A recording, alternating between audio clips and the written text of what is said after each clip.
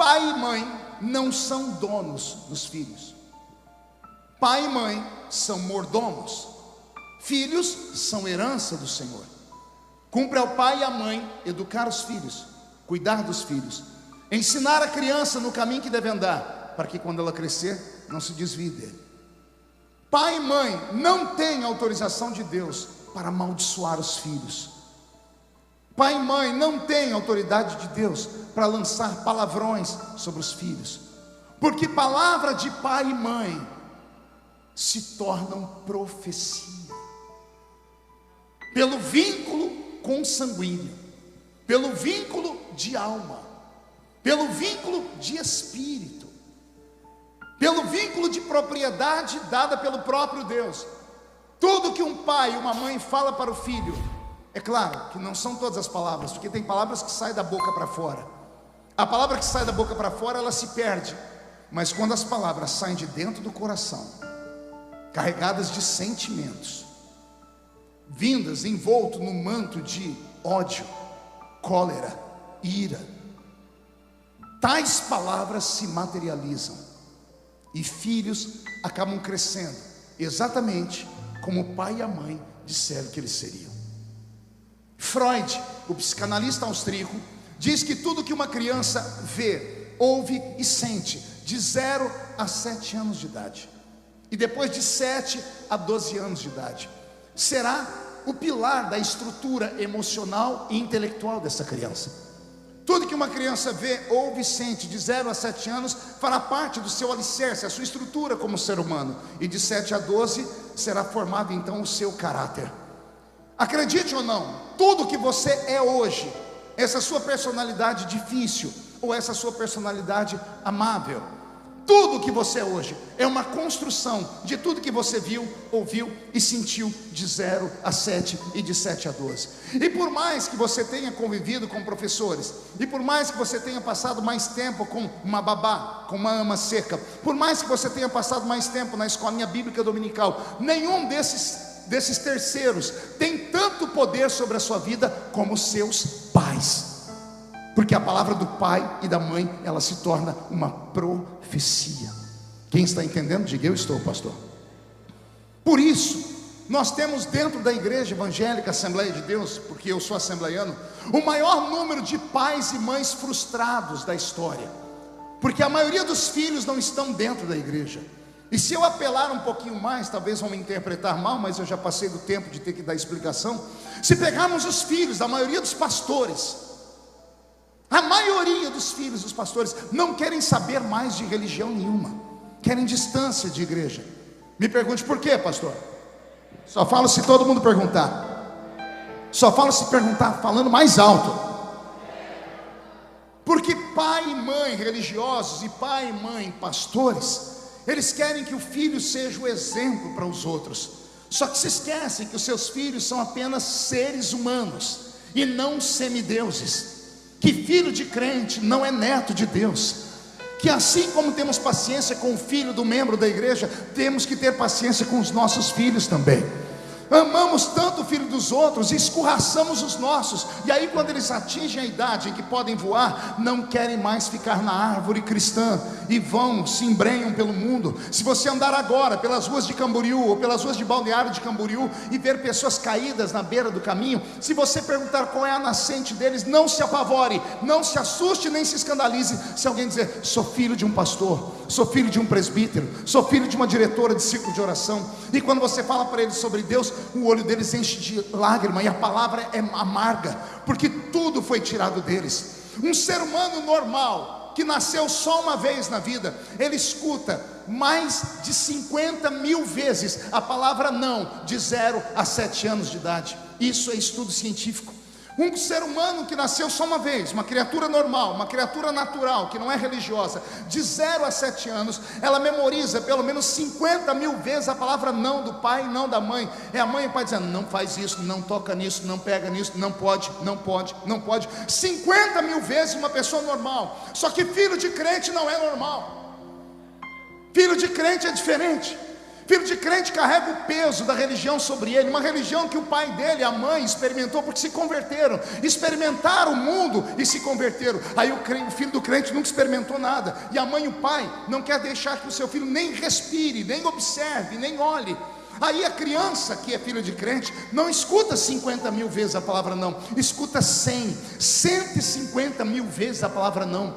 Estudo feito por uma associação cristã americana. Olhe só, uma criatura que não é cristã, religiosa, escuta 50 mil vezes a palavra não. O filho de um crente escuta 150 mil vezes. Aí ninguém sabe porque filho de crente não termina a faculdade. Aí ninguém sabe porque filho de crente não se dá bem na vida. Aí ninguém sabe porque a maioria dos nossos filhos eles têm um trabalho normal no meio da sociedade, trabalhos dignos, mas poderiam estar mais, poderiam estar melhores, porque dentro da alma deles foram acachapados por palavras pesadas e negativas.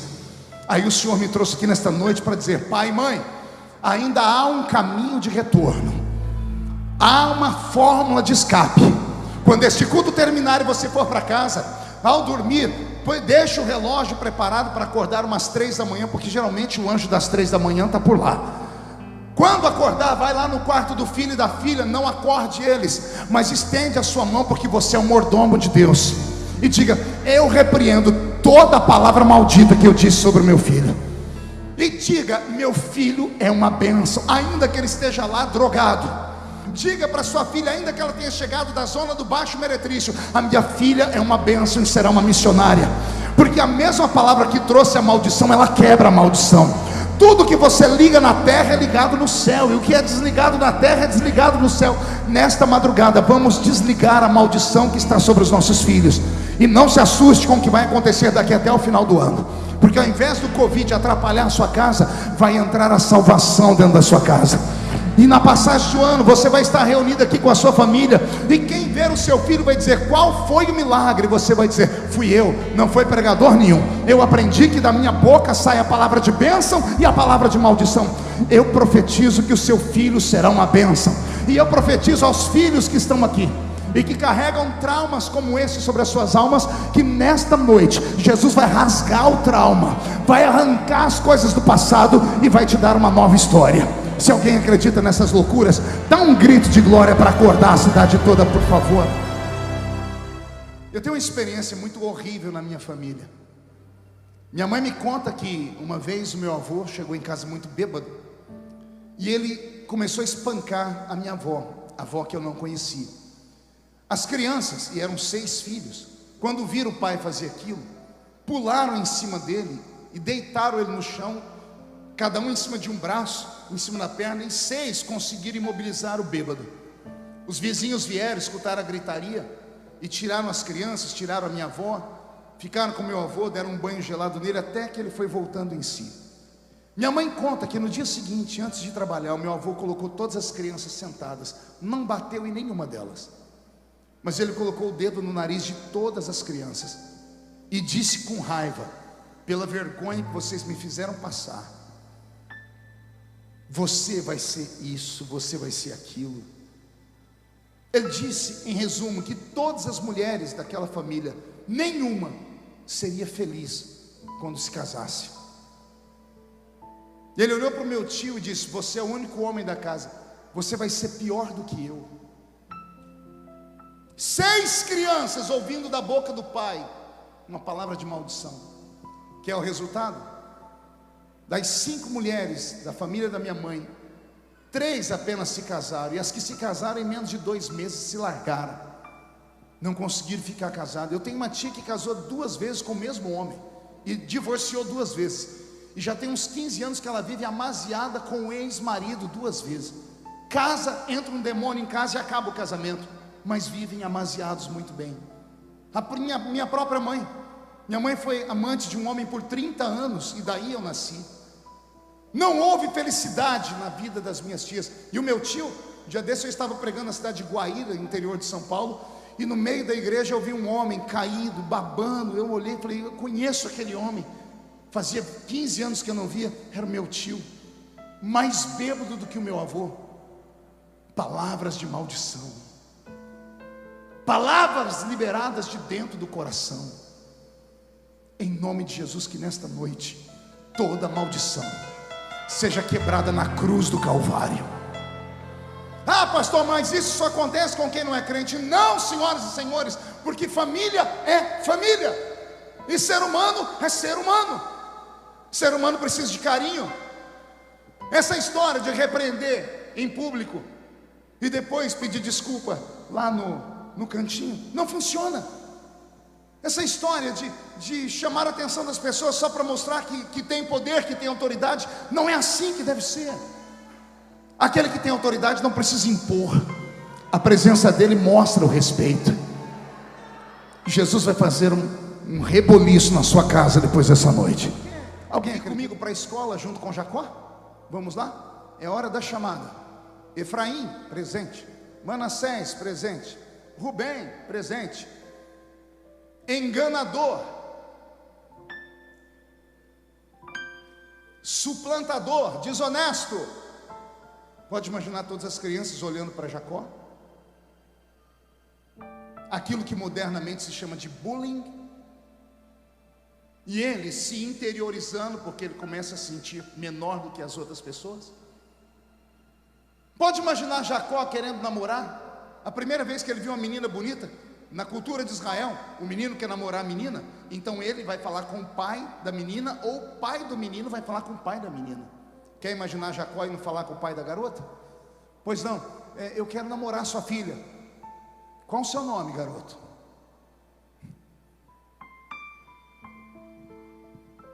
Desonesto, enganador, suplantador. Me diga se iria ter felicidade. Me diga que pai deixaria uma filha se casar com alguém que assume a postura de que é aquilo que as pessoas dizem que ele é. É só aprendendo essas coisas que nós vamos entender porque Esaú saía para caçar com o pai e Jacó ficava agarrado na barra da saia da mãe, Rebeca. É por isso que vamos ver que Jacó é caçador, ou que Esaú é caçador e Jacó é cozinheiro, porque naquele mundo antigo cozinhar era algo para mulher. E Jacó aprendeu a cozinhar, fazer guisado. Por quê? Porque o pai não levava ele para passear, o pai não levava ele para brincar, o pai não levava ele para caçar, porque na mente do pai só tinha um homem na casa, era Esaú, o peludo. E alguém perguntava: e o outro filho? Aquilo é um enganador. Não mato porque os 10 mandamentos dizem não matarás. Essa criança foi criada embaixo de uma opressão da família. Cresceu todo, ouvindo todo mundo chamar ele de enganador. E isso foi entrando na alma dele, foi entrando na alma dele. Até que chega o dia de Isaac morrer. O pai, Isaac está velho e cego. Ele chama Esaú e diz: Esaú, chegou o dia de passar para você o direito de primogenitura. Antes, eu quero que você vá caçar e traga para mim um guisado. A mulher de Isaac, Rebeca, escutou. Ela olhou para o menino, chamado de desonesto, e sentiu pena dele. Silas, a mãe comprou a briga dele, porque para a mãe não tem filho com defeito.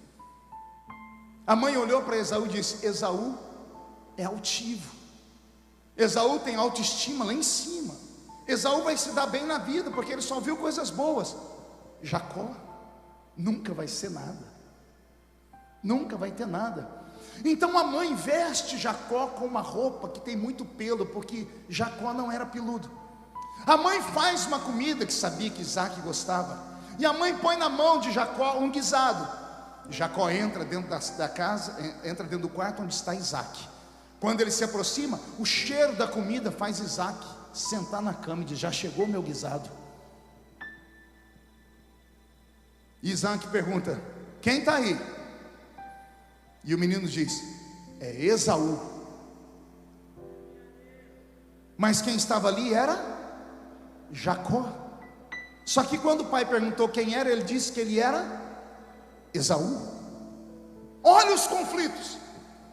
Ele passou a vida inteira alguém chamando ele de Jacó, e o dia que alguém pergunta quem ele é, ele diz: eu sou Esaú, porque Esaú é amado, Esaú é aplaudido. Ele não quer aceitar que ele é aquilo que as pessoas falaram dele, ele quer ser alguém diferente. Ele diz: quem está aqui é Esaú, meu pai. Qual é o pai que confunde voz de filho? Pai confunde nomes. Lá em casa é uma bagunça. Quando vai chamar uma, a gente chama as três, que os nomes é tudo parecido. Karen, Kathleen, Camila, é uma confusão. Quando vai chamar, tem que chamar as três, porque a gente erra os nomes. Mas voz, qualquer uma que deixar na minha caixa de mensagens um alô, eu sei quem é, porque a voz é inconfundível. A voz é uma identidade. O pai, quando ouviu falar que era Esaú, disse: chega aqui perto de mim, porque o meu filho é peludo. E quando ele põe a mão no braço de Jacó, Jacó está vestindo uma roupa feita de pelo de animal, e o pai vê que tem pelinhos. Gente, vamos ser sinceros, vamos dar uns pregadores que estão aqui. Dá para confundir pelo de ser humano com pelo de animal? Pensa aí, Silas. Uma roupa feita de pelo de animal. O pelo de animal é grosso, o pelo de ser humano é fininho.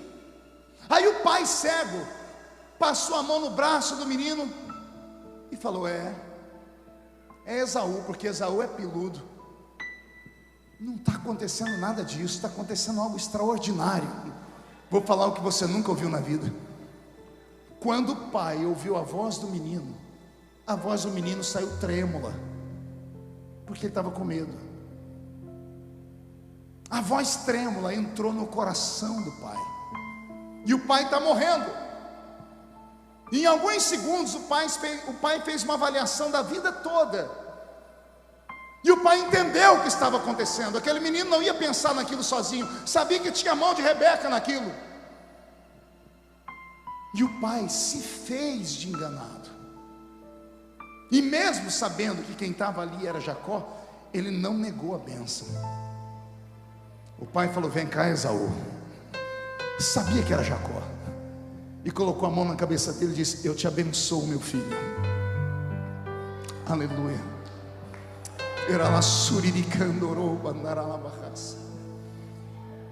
Desculpa, eu fiquei emocionado porque eu estou falando isso e lembrei da minha vida.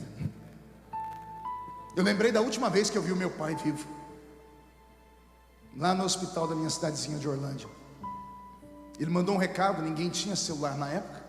Um irmão meu que nunca tinha falado comigo, porque por parte de pai eu tenho 6 irmãos, por parte de mãe sou filho único. E esse irmão disse: o pai quer falar com você. Eu falei: eu vou lá. Mas nós nunca tivemos uma conversa aberta, de sorrisos. Meu pai nunca me deu um abraço, nunca esboçou alegria, felicidade. Eu entrei no quarto, ele sentou na cama, estava com uma cicatriz daqui a aqui, porque abriram ele para tirar um câncer. Depois que ele morreu, o médico disse: eu não tive condição de tirar nada. Eu abri e fechei, porque estava tudo tomado. Meu pai sentou na cama, olhou para mim, sisudo como sempre, e disse: não consigo mais pagar o aluguel da sua mãe, estou doente. Eu levantei a cabeça, mais sisudo do que ele, disse: minha mãe tem filho, o senhor pode deixar que eu cuido dela. Eu disse: então tá bom. Eu disse: então tá bom. Assim começou e assim encerrou a conversa. Fui saindo do quarto, quando eu coloquei a mão na maçaneta da porta, como eu queria congelar o tempo. Meu pai falou comigo uma palavra que eu nunca mais vou esquecer. Que pena que eu ouvi ela só uma vez na vida. Ele falou assim: filho. Quando ele falou filho, sumiu as forças nas pernas. Fiquei travado, uma vontade de sair correndo, porque era tudo que eu quis ouvir a vida inteira, ter um pai para chamar de meu. Porque na escola me chamavam de filho de mãe solteira, na rua era filho de prostituta, e eu só queria ter um pai. E quando ele falou filho, eu olhei para trás, ele começou a chorar. Eu virei e voltei para perto dele. Ele ficou em pé com dificuldade e me deu um abraço. Nunca mais tive, nem antes e nem depois. Foi o único abraço que eu recebi. Se eu pudesse congelar aquele momento, passar a mão naquela cabeça que já estava careca, sentir o cheiro dele mais uma vez, e ouvir ele falar para mim: de todos os filhos que eu tive, você foi o que mais me trouxe orgulho. Eu saí dali curado. Eu saí dali com uma vontade de trabalhar e mostrar para ele que eu ia ser alguém. Eu orei para Jesus não deixar ele morrer, mas não teve jeito. Depois eu encontrei ele em coma, e a história do coma todo mundo já conhece, que as minhas mensagens estão na internet. Mas uma única palavra mudou meu coração e eu fiquei apaixonado pelo velho. Quando Isaac fala para Jacó: eu vou te abençoar, Esaú. Aleluia. Isaac estava fazendo uma meia-culpa, pastor. Ele estava dizendo: eu errei com essa criança a vida inteira, mas não vou errar agora.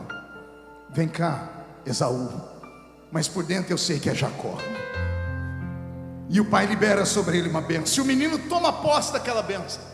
Ele sai de dentro do quarto esbaforido. A mãe diz: foge de casa, foge, porque quando seu irmão chegar e souber que isso aconteceu, Esaú vai te matar. Jacó saiu correndo, atropelando tudo, não levou comida, não levou roupa de cama. A Bíblia diz que naquela noite ele está no alto de uma montanha. Chega a hora de dormir, não tem um travesseiro. A Bíblia diz que Jacó ajeitou uma pedra. Isso aqui dá uma pregação de 1 hora. Ajeitou uma pedra e colocou a cabeça na pedra. Colocar a cabeça na pedra é uma noite de insônia, uma noite de dor, uma noite de agonia, de angústia. Era para ele não ter dormido, mas a Bíblia diz que ele colocou a cabeça na pedra e dormiu. E não só dormiu, era para ele ter tido um pesadelo, mas ele não teve pesadelo, ele teve um sonho. E o sonho dele foi assim: o céu se abriu e uma escada desceu do céu. Agora preste atenção, porque vem a parte mais bonita. A Bíblia diz: o céu se abriu, desceu uma escada do céu até a terra, e os anjos subiam e desciam. Tem uma coisa estranha aqui, pergunte o que? A escada desceu do céu, era para os anjos descerem primeiro. A Bíblia diz: não, a escada desceu, mas os anjos já estavam lá do lado dele. E aí os anjos subiam e desciam. Todas as pessoas que sofrem com problemas de família têm a atenção de Deus. Já ouviram falar do anjo da guarda? Ele existe. Quando Pedro estava preso lá na prisão em Roma, os irmãos estavam orando, e de repente bateu alguém à porta da casa. A menina chamada Ródia olhou pelo olho mágico da porta e viu Pedro, mas a igreja estava orando porque Pedro estava preso. Ela fechou o olho mágico da porta e correu e disse: gente, eu estou vendo Pedro ali fora. E as irmãs de oração dizendo: não, deve ser o anjo de Pedro. E olha que interessante, o anjo da guarda é parecido com a gente, porque a cultura dos judeus diz que ela falou: é o anjo de Pedro que está aí. Quando for abrir a porta, era Pedro mesmo que estava lá. O anjo da guarda existe. A Bíblia diz que ele acampa ao redor daquele que o teme, que teme a Deus e o livra do mal. Se você carrega um trauma que veio liberado da boca do seu pai e da sua mãe, eu tenho um conselho para você hoje: perdoa.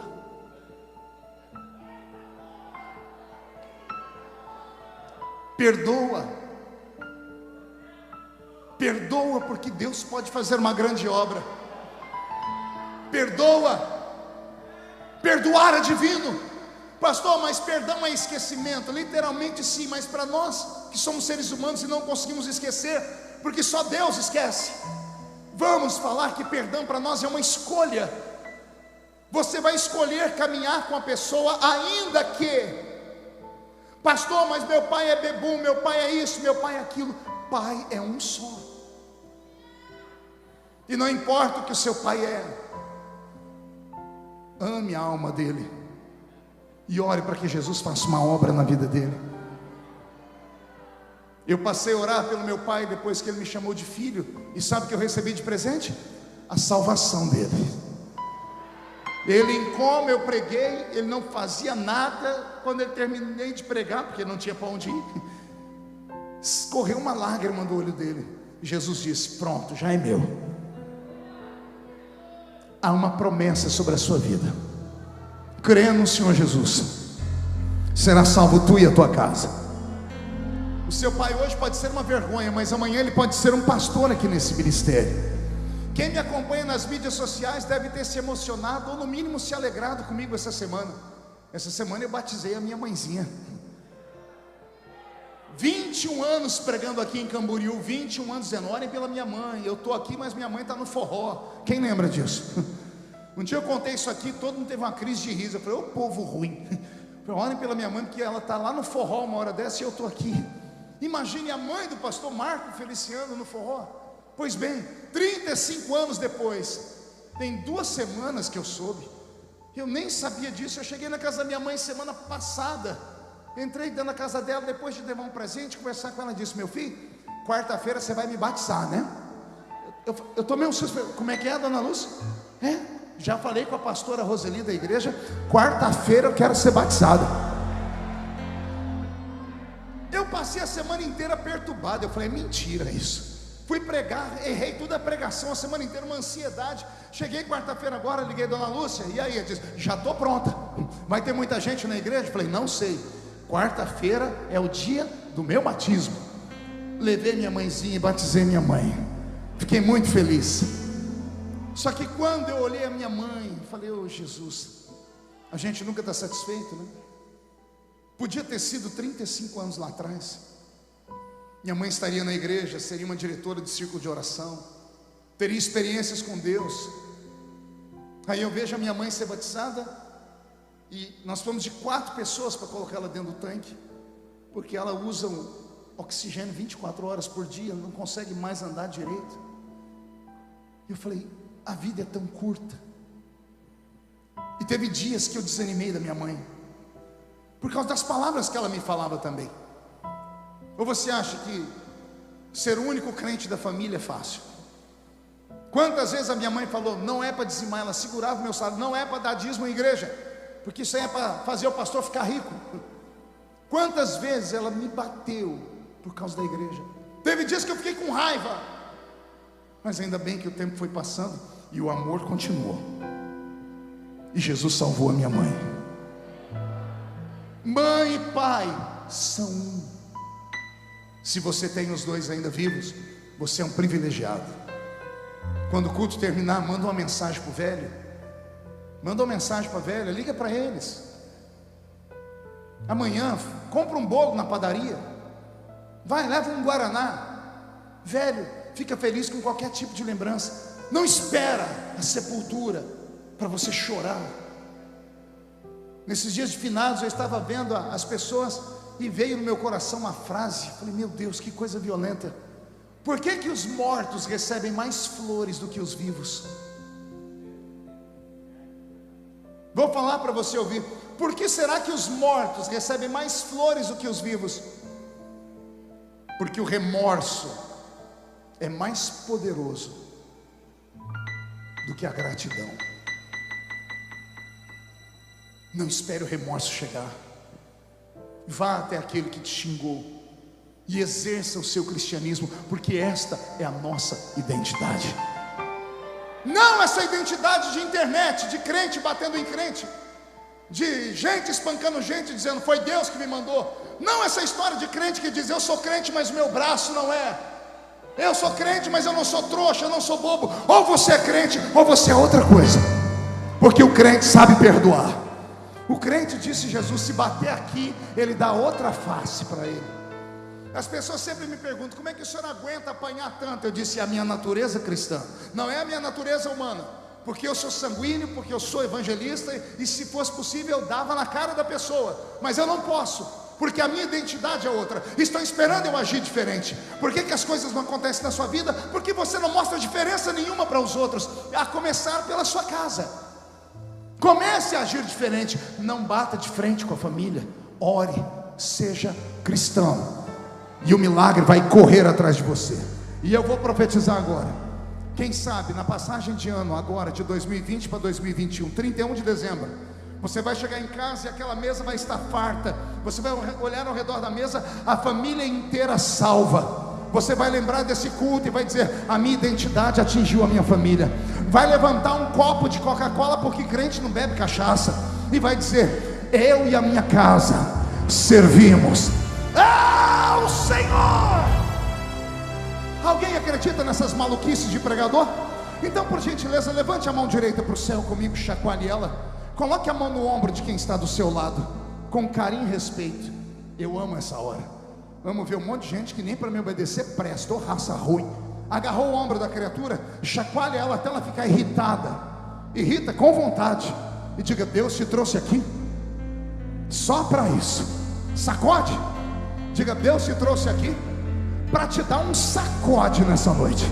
para sacudir a sua família, para sacudir a sua casa, para sacudir o seu ministério, para sacudir os seus sonhos, para sacudir os seus projetos. Deus está sacudindo hoje a nossa estrutura. Se alguém acredita, não dá um grito agora não, dá um berro de glória a Deus nesse lugar.